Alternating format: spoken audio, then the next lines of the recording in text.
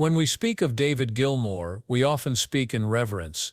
The fingers that whispered eternity from six strings, the voice that drifted like smoke through our memories, the man behind some of the most haunting melodies ever carved into vinyl. But what gets quietly buried beneath the applause and platinum records is a far more brutal truth, that David Gilmour was not merely a musician of rare brilliance, he was a man shaped by shadows. And now at 79 those shadows seem heavier than ever. Not all legends are born in fire, some are born in silence. And Gilmour's silence began in childhood, long before the black Strat sung its first note. He sat at well-dressed dinner tables in a perfect English town, listening to intellectual talk float across the air like dust. His father, an esteemed academic. His mother, creative, composed, unknowable. There was no violence, no chaos, just indifference, just the punishing quiet of being overlooked. And that silence didn't harden him, it hollowed him. He was left to find a language of his own. So he did, and it had strings. Many see his early life as one of privilege, Cambridge, books, privacy, but they miss the aching void inside those walls. Love wasn't denied, not exactly, it was just absent. Nobody truly listened. So David started playing, not to perform, to survive. You can almost picture it, a thin boy tucked in a lamplit corner, hunched over a guitar too big for his frame, turning loneliness into harmony. Like every note was a word he couldn't say. His fingers spoke for him when nothing else could. And in that muted room something extraordinary began. The transformation of silence into sound. By the time he befriended Syd Barrett and Roger Waters, something electric was already simmering inside him. A quiet genius masked in modesty. And yet those friendships would one day become the scars he carried deepest. Before fame, before mad crowds and shattered bands, there was just music, cigarettes, paint-smudged jeans and ambition stitched into every chord. It wasn't the stardom he chased, it was resonance. Gilmour didn't want to be heard for attention, he wanted to be understood. But life doesn't always match its tempo to our intent, and soon the boy who bent notes into emotion would be thrust into a story dripping with genius and tragedy. The first tragedy wore the face of his friend. Syd Barrett wasn't just a bandmate, he was a fire starter, a visionary, a comet burning out in slow motion. While Pink Floyd was being born, Syd was already unraveling, his vibrant mind disintegrating under the weight of drugs and undiagnosed illness. Schizophrenia, they would call it later, psychedelic wonder one week, a ghost in human skin the next. And Gilmour watched it all happen, helpless. There's a cruel irony to it. The songs they would later write to immortalize Syd could never have saved him. Gilmour joined the band to support, patch holes, find a way to help. But even music failed. At some point, they just stopped picking Syd up. The way you might quietly stop visiting a hospital when it hurts too much to walk through the door. But Gilmour was never the same. He didn't just step into the spotlight. He stepped into the guilt of having to survive what someone he loved could not. He once described it as carrying a shadow that never quite steps away from the light. Fame came next. A wave so massive it nearly swallowed them whole. And at the heart of it was Gilmour's guitar. Pure, controlled, brutal in its beauty. It wasn't flashy, it was precise. Each note stretched just enough to make a crowd forget where they stood. From echoes to breathe, from the ghostly wail of Shine On You Crazy Diamond, to the catharsis of Comfortably Numb, Gilmour became the architect of sound that could make 60,000 people fall completely silent.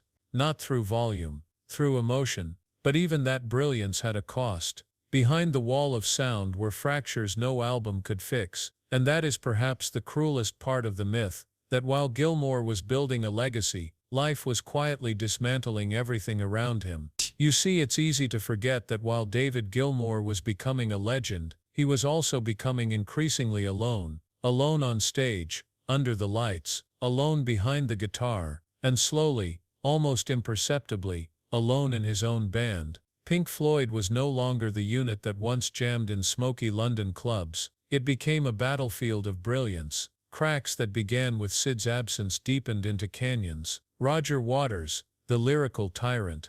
Gilmour, the melodic soul. Both fighting not for the spotlight, but for the soul of the music itself. And the music suffered for it. Or rather, it became even more powerful, because suffering has always been Gilmour's muse. Take Animals, not just an album. A war cry drenched in cynicism. Waters snarled through every lyric like a prophet on fire, while Gilmour's riffs clawed through the walls with desperate humanity.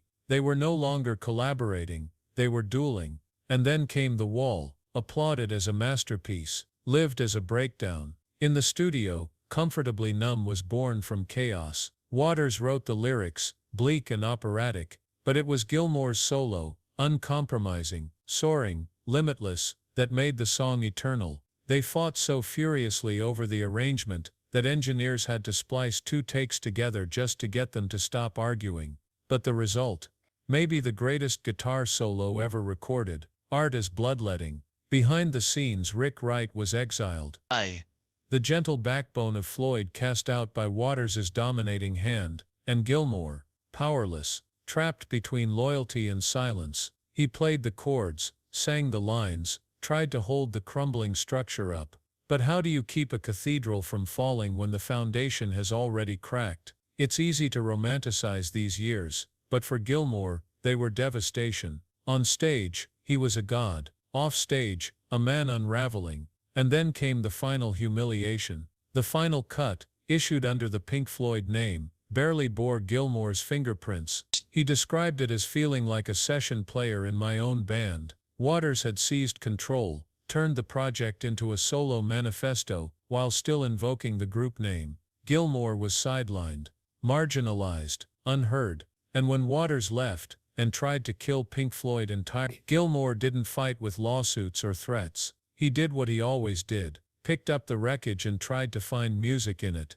A momentary lapse of reason wasn't just a comeback, it was a resurrection. Critics sneered, calling it empty, over-polished. But the fans knew better. The sound may have changed, but the soul was intact. Gilmour had shouldered the weight of a legendary band, and dragged it through the flames. But even as stadiums filled, Gilmour's personal life fell apart. His marriage, the one place that should have offered sanctuary from the wars of fame, began to crumble. Virginia Ginger Hassanben had stood beside him through the early years, raised their children while he toured the world.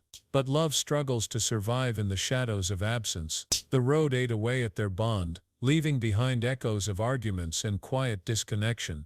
There are no dramatic headlines about their split, no scandals, just the deep familiar ache of watching something beautiful slip through your fingers. 4 children. 2 lives, one silence growing too wide to cross. When they divorced in 1990, Gilmour didn't rage or retreat. He simply faded for a while. Friends say he looked haunted, hollowed out. The passion that once poured from his guitar now sounded like mourning. The laughter of his children no longer echoed through the halls. He had, in a cruel echo of his own childhood, become the absent father. Even worse, he knew it. And with the band fractured, the marriage over, and the pressures of reinvention still weighing heavy, he faced the one thing artists fear most: irrelevance. But Gilmour never chased the spotlight. He chased meaning. And in the years that followed, something extraordinary began to happen again. It wasn't loud, it wasn't headline-grabbing, but it was real. He found love. Again. Polly Sampson didn't just save David Gilmour, she helped him hear himself again. A novelist, fiercely intelligent, quietly resilient, she stepped into his world, not to worship the legend, but to rewrite the man. She became not only his wife, but his collaborator, his compass, someone who didn't just hear the music, she understood the grief behind it. The pain in every progression, even in love, would carry every silence that had once swallowed him whole. Sometimes healing doesn't arrive with a roar, it comes in whispers, in ordinary moments that carry extraordinary weight. That's how it was for David Gilmour. After the storm, the fame was still there, the crowds, the money, but the noise had shifted. Now it was Polly's voice in his ear, her pen shaping his lyrics, their children's small footsteps echoing through halls he thought might never know laughter again. And yet even in love, life's symmetry can be cruel. Just when Gilmour seemed to have built a semblance of peace, fate twisted the knife. Rick Wright, the bandmate who had stood quietly beside him through it all, was diagnosed with cancer. The man whose keyboards had poured ghostlight over Floyd's darkest albums, the friend who had once been cast out like an unwanted chord, now stood in the shadow of a terminal illness. In 2005, they reunited one final time, Live 8 in London. Gilmour, Waters, Wright, Mason, standing shoulder to shoulder, not as adversaries, but as four weary men, staring across a battlefield too far in the past to fight over any more. That performance of Comfortably Numb wasn't just a reunion, it was resurrection, a moment frozen in time, a fleeting glimpse of who they had once been, and what the music had meant. The ovation wasn't for spectacle, it was for the soul, but Gilmour felt something heavier lurking behind that applause, a knowing, a realization that the cycle was closing. 3 years later, Rick Wright died. To fans, it was the loss of a musician. To David it was the loss of something deeper, the final breath of brotherhood. First Sid, lost to madness, then Rick, lost to death. What remained of Pink Floyd felt like shattered glass, held together by memory and regret. Wright's passing ignited something in Gilmour, not anger, not even sorrow, but reflection. The Endless River, composed from Wright's leftover recordings, wasn't an album in the usual sense, it was communion. A séance in sound, a way to say goodbye, without speaking aloud, the unbearable parting. That's the quiet tragedy of David Gilmour. While the world hears timeless music, he hears final conversations, unfinished sentences, imprints of voices now lost to time. Every melody is a memorial. As the years progressed, his solo work grew even more introspective. 2006's On an Island wasn't just a musical project, it was a love letter. To Polly, to quietude, to aging, to forgiveness. The songs moved like slow tides, rich with honesty, aching with elegance. And later, Rattle That Lock, in 2015, revealed Gilmour as a man in full, not chasing ghosts, but walking beside me.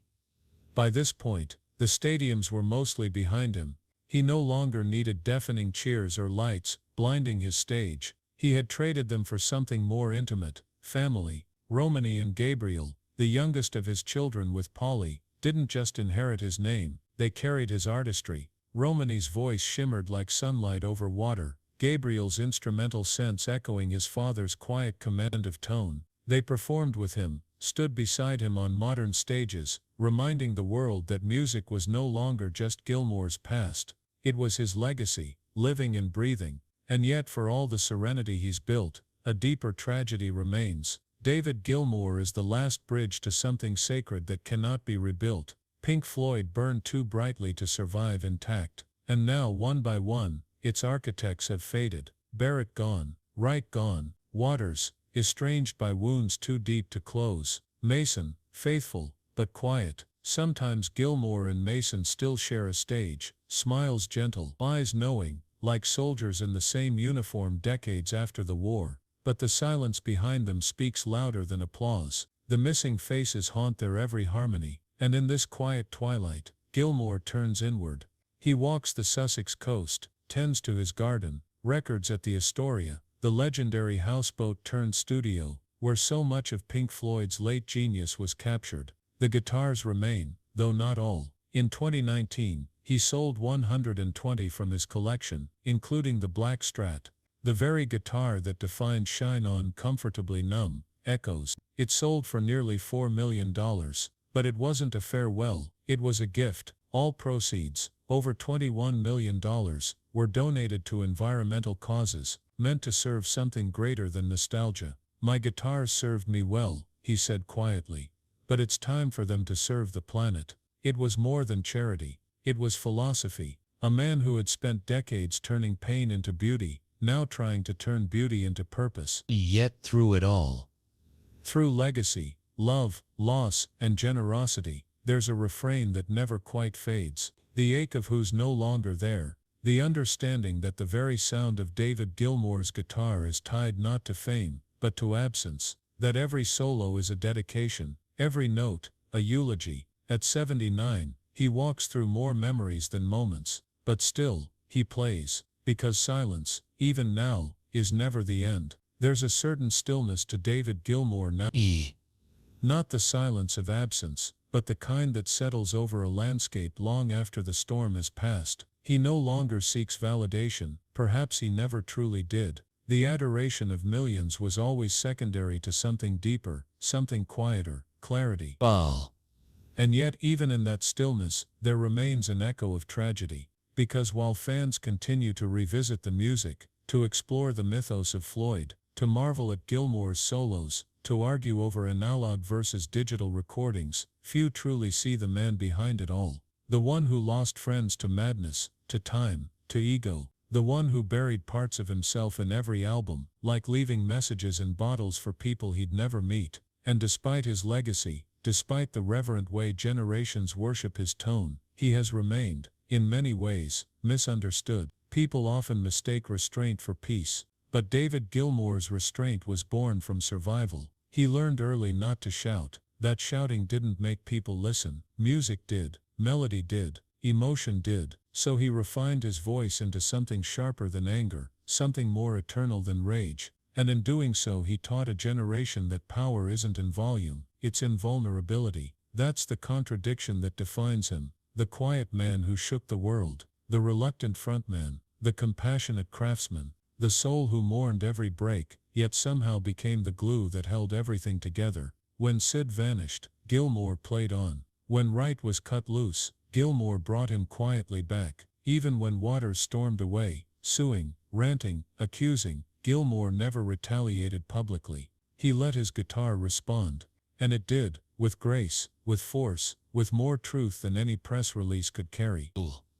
But forgiveness doesn't erase the fracture. His relationship with Roger Waters remains a wound that never quite healed. There have been glimpses of reconciliation, cracks in the frost, old man smiles in interviews, but time has a way of hardening the softest thoughts, and hearts stretched for decades eventually fray. It's not hatred, it's history. Still, in recent years, the public saw something rare: Gilmour stepping into conversations he once avoided, politics, injustice, and in 2022, when his wife Polly and stepdaughter-in-law were viciously attacked online for their Ukrainian heritage, Gilmour didn't stay silent. He issued letters, he took stands, he even collaborated with Ukrainian artists. It was a reminder the same man who rarely spoke, when he did, meant it. And maybe that's why the latest chapter in his life feels so intimate. Luck and Strange, his 2024 album, is not a simply aging artist's return to market. It's a family portrait. Romany's vocals shimmer with gentleness and promise. Polly's lyrics are honest, spare. Gabriel's contributions nuanced. Everything woven together so seamlessly, it no longer sounds like a record, it feels like a home. It's fitting. For someone who spent his youth in wordless rooms, and his adulthood turning memory into melody, now finally, in the dusk, the music around him is filled with voices he loves. And this time, they're not fading, they're joining in. But even surrounded by love, Gilmour carries an awareness only time can offer. At 79, days are no longer counted, they're measured, not in chartings or sales, but in meaning, in who calls, in who stays, in what lingers after a note fades away. His home now is in Sussex, windswept, modest, tucked along the coast, where the air tastes of salt and age, and the tide moves slow, just like the arc of his story. He gardens, he reads, he composes. Sometimes, if you listen close enough, you can hear a note bleeding from inside, one slow bit that's unmistakably his. He doesn't need to announce himself anymore. His presence is felt in the echoes, in the years, in the way millions still hush at the opening of Shine On, like it's a prayer they've memorized by heart, in the way High Hope still leaves eyes wet with memory, in the stories told by musicians who tried and failed to replicate that tone, only to realize it wasn't technique.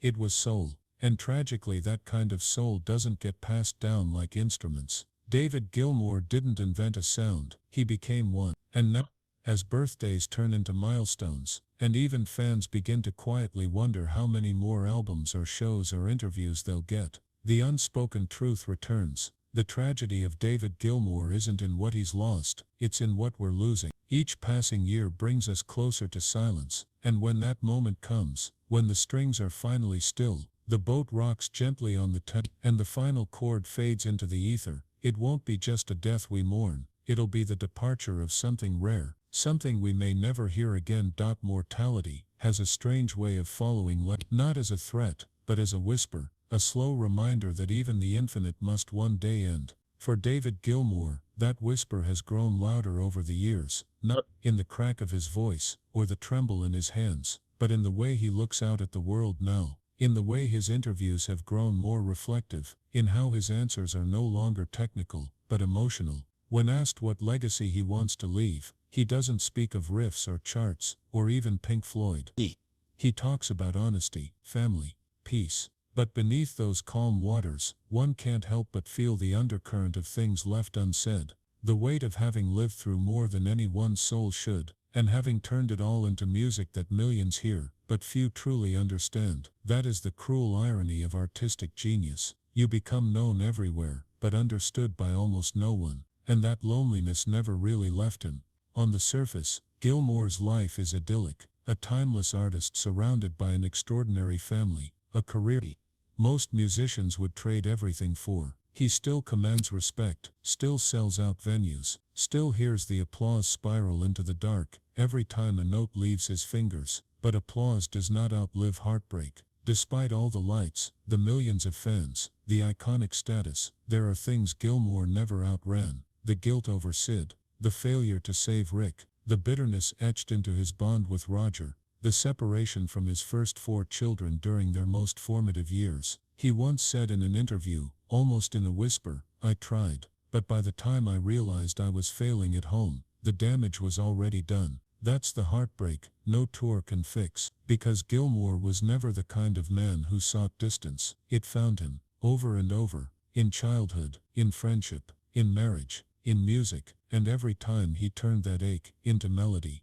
He lost a friend to madness, and wrote "Wish You Were Here." He lost a band to ego, and played comfortably numb, as if it were a cry for help. He lost a life partner, and buried his wounds inside, on an island in the Division Bell. But perhaps the most astonishing part, he never stopped showing up. There is something deeply heroic about to keep playing, to keep giving, to keep bending notes through pain, knowing the people who inspired those notes will never hear them, or worse, they will, but only from afar. That's the loneliness of survivors. You live long enough to keep running what no one else can. And now, at 79, David Gilmour is more than just the last standing heartbeat of Pink Floyd. He is the long echo after the band's final chord. He is the soft breath after the roar. And whether the world sees it or not, he is saying goodbye, note by note, project by project, before the inevitable curtain falls. In Luck and Strange, he doesn't announce he doesn't need to. It's in every chord. It's in the opening lines, the sonic weight of age, of memory, of temporal fragility. Romany's voice feels like his past and future braided together. Polly's words, once again, helping him express what decades of spotlight have made almost impossible to articulate. There's a track where Gilmour plays slowly, deliberately. It's not a technical showcase, it's a farewell letter in disguise. And if you're really listening, not just hearing, but listening, you feel it in your chest like something sacred is quietly walking away. And maybe that's the final tragedy, more than the silence of lost bandmates, more than the broken friendships or divorces, that when he's gone, most people will only then realize the depth of what he truly gave. It's not just the sound of his guitar, it's the weight behind it. Every note Gilmour has ever played has carried something, a question he couldn't ask, a forgiveness he never received, a love he never said aloud, a memory he couldn't bear to lose. He never screamed those things, he bent them gently into sound. That's what made him different. That's what makes him irreplaceable, because you can learn how to solo, but you can't teach feel. And Gilmour, for all his complexity and scars and sadness, felt everything, and gave it all away, to us. Not center stage, not under spotlights, but in the golden haze of a life, measured not in years, but in echoes. At 79, David Gilmour doesn't chase legacies, he walks alongside them, he nurtures them gently, knowing that time eventually erodes all things, except truth, and the truth he's written into music will outlast, even silence. There is something profoundly human in David's late years. There are no glitzy farewells, no press tours filled with false hope, just him, Polly, their children, the ocean near Sussex, and a houseboat studio gently rocking on the Thames.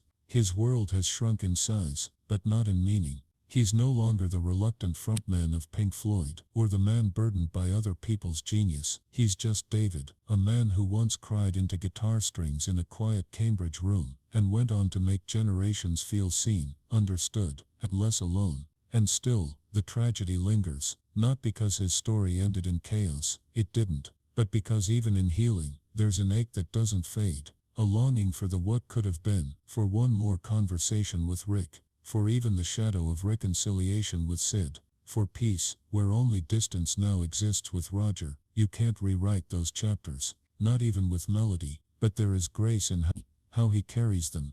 He doesn't reject the past, he honors it. He speaks gently of right, even decades after his death. He never erases Sid's name from the record, even when others forget, and he never diminishes the parts Waters played, even when their connection became poisoned by time. That's who Gilmour is beneath it all, not an idol, just a man trying his best to remember without breaking. Music helped him do that, so did Polly, so did Todd. But when the final album is finished, even if it's Luck and Strange, and the final show is played, the final interview wrapped, there's something we'll all have to face, that the sound of David Gilmour's guitar is not just iconic, it's irreplaceable. You can't resurrect that tone in a new generation. You can't clone the grief-soaked grace of Shine On You Crazy Diamond, or the aching lift of Comfortably Numb, because those weren't constructed, they were felt. From hands weathered not just by strings, but by decades of loss, love and silence. Fans often debate favorite solos, favorite albums. They discuss tone settings, pedals, and sustain. But what's often missed, what makes Gilmour what he is the restraint, the space between notes. The patience. It's not what he plays, it's what he lets you feel while you wait. There's no rush, no ego, no grandstanding, just honest, exposed emotion. That's why his music feels timeless, because it was never trying to be. And so the story nears its final chorus. The man who once walked the streets of Paris with no money and pawned his guitar to eat, is now one of the most respected musicians on earth, with a legacy that will stretch further than any Hall of Fame or record plaque can reach. Yet don't call it victory. David Gilmour didn't win. He survived. He survived the silence of childhood, the agony of watching friends burn out, the betrayal in the very band he helped save, the rewriting of history that made him a footnote at times, instead of the foundation, and above all, he survived the weight of carrying all of it, quietly. So yes, the tragedy of David Gilmour is heartbreaking, but not because he broke. It's heartbreaking, because despite losing so much, despite the ghosts he still lives with, the world keeps asking more of him. One more show, one more album, one more solo, and he keeps giving, not for applause, but because it's all he knows. And when David Gilmour finally puts the guitar down for the last time, not with drama, but simply, softly, something cosmic will fall still, not just in music, but in all of us, because his career wasn't built on being the loudest. It was built on listening, to pain, to memory, to silence, and somehow turning it all into sound we could live with. So before that final note is played, pause, close your eyes, go back, not just to the music, but to the moment you first heard it, the soundtrack to your healing, the voice behind your solitude, the song that felt like a hand reaching for you in the dark. That was David, and even long after he's gone, that reach won't stop, because legends don't live forever, but their echoes do.